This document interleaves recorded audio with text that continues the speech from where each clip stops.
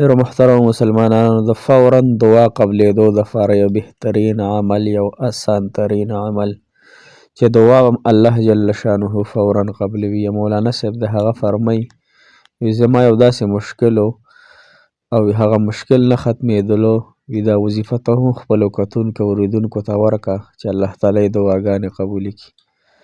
حاجت مې داسې و محترمو مسلمانانو چې هغه د ډېر بهترین حاجت و، نه پوره کېدو، خو چې ما دا وظیفه وکړله د اسان الفاظ مې وویل کوم چې تاسو ته په سکرین باندې ښکاري په دې تمنیل کې، نو الله جل شانه فورا زما هغه حاجت هغه مشکل اسان کو، داسې اسان کو چې هغه ناممکن حاجت و کنه نه پوره کېده او د عقل نه هم خلاف، یعنی عقل هم نه تسلیموله چې دا حاجت په دا رنګې پوره شي، سوچ هم نه تسلیموله، نه په زړه کې دغه خیال راتله چې دا حاجت په دغه رنګې پوره شي. لیکن چې الله تعالی وغواړي محترم مسلمانانو نو بیا الله تعالی بیا د هیڅ څیز محتاج نه دی او هغه څیز له الله جل شانه وجود ورکوي، هغه څیز الله تعالی کامیابی سیټ ته وځي.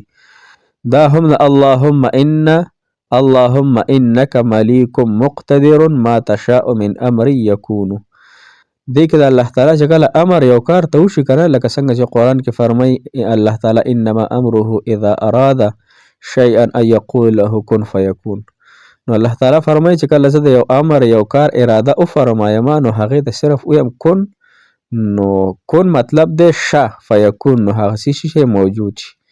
نو زموږ حاجتونه زموږ دعاګانې دا ولې نه قبلېږي محترمو؟ دا دومره وظایف موږ کوو، دا دومره دعاګانې کوو، دا دومره حاجتونه زموږ غواړو، دا ولې نه پوره کېږي؟ د دې اصل وجه څه ده محترمو مسلمانانو؟ هغه وجه هم معلومول غواړي که نه، د څه وجې نه؟ یو خو لومبنۍ خبر دا ده چې د حرامو د وجې نه انسان کله حرام خوري، حرام اوري، حرامو ته ګوري، یوازې خېټه کې حرام نه دي، سترګو په حرامو باندې لیدل، سترګې په حرامو باندې مړول، دغه رنګې جو په حرامو غیبت باندې اموخته کول، دغه رنګې دماغو کې غلط سوچونه زړه کې راوستل، دا هم حرام دي. نو لہذا موږ خود به خود حرامو کې داخل شو. دویمه وجه زموږ علما کرام فرمایي چې دویمه ټول نه غټه وجه دا ده چې موږ ګناهونه کوو، موږ ګناهونه هم کوو، ورسره د الله تعالی دعاګانې هم غواړو، وظایف هم کوو، حاجتونه هم غواړو.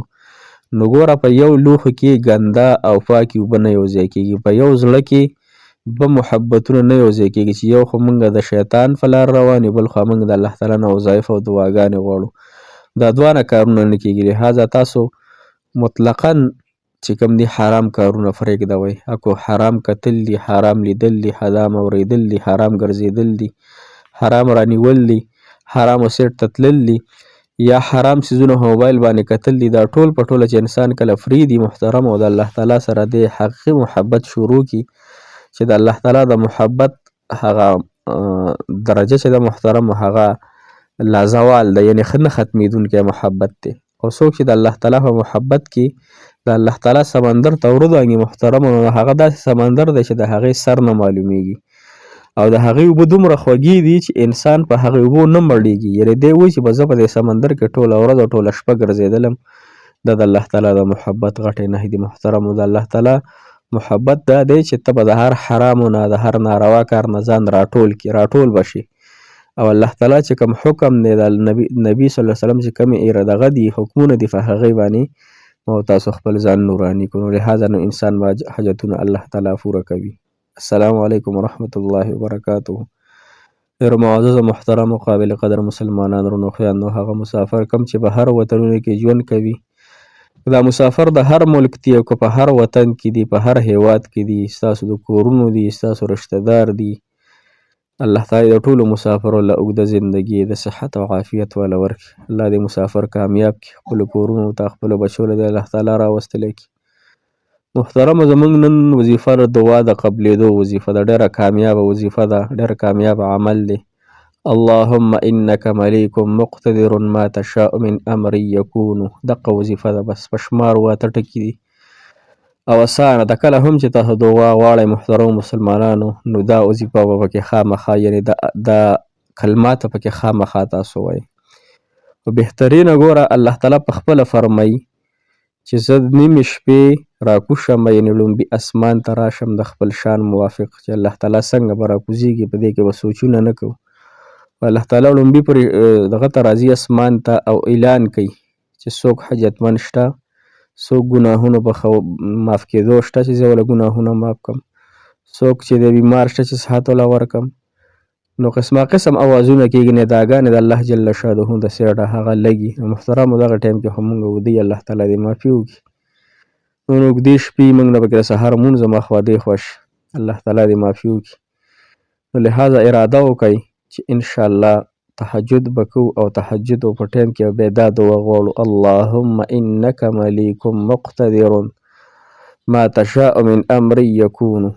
که تهجد له نشئ پاڅېدلی نو ماسخوتن لمونځ نه پس 2 رکعته تهجد په نیت باندې 2 رکعته نفل وکړئ او هغې نه پس چې دی دا وظیفه یو څو کرته ووایئ په اخلاص سره، په یقین سره. والله توبه وباسئ، الله یو ګناه به هم نه کوم، تا به نه خفه کوم په هېڅ حال کې. خو ما زندګي ختمېږي، خو هر څه کېږي، خو الله زما فکه اراده ده الله.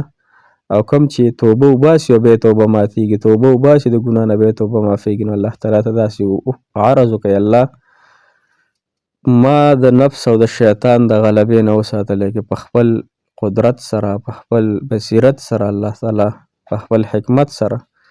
الله زه ناقص یم، زما عقل کمزوری دی، الله ستا ذات لوی دی، ستا شان لوی دی. الله د دې قسمه ګناهونو نه ماله امن راکړي او ما په دې توبه کې الله تعالی مستقیم کړي، په سیده لاره مې بوځي مالک الله. نو انشاءالله محترمو هره پیره چې دعا غواړئ نو دا الفاظ پکې خامخا ووایئ: اللهم انک ملیک مقتدر ما تشاء من امر یکون. الله زما دا کار دی، زما دا کار دی. الله ته چې دې ته تش وفرمایي چې کن فیکون شه، الله هغه څیز موجود کېږي. نو زما دا حاجت هم الله تعالی دا په ښکلې طریقې سره، په احسنې طریقې سره الله قبول او مقبول راله وګرځوه انشاءالله. محترمو الله تعالی ډېر بهترین ذات دی، مسلمانانو خیرخوا ذات دی. الله